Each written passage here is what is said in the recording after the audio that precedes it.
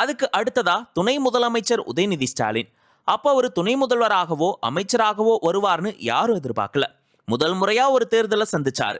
சேப்பாக்கம் தொகுதியில அவர் எதிர்த்து பாமக வேட்பாளர் கசாலி களம் இறக்குனாங்க.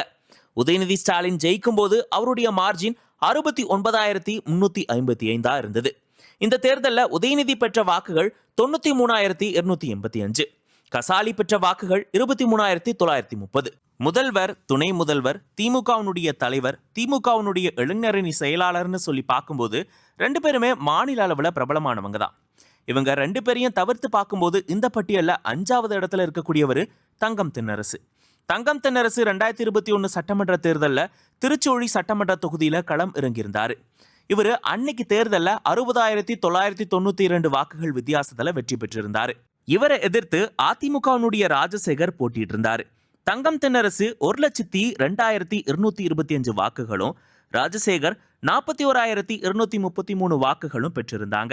ரெண்டு பேருக்கு இடையில வாக்குகள் வித்தியாசம் 60,992.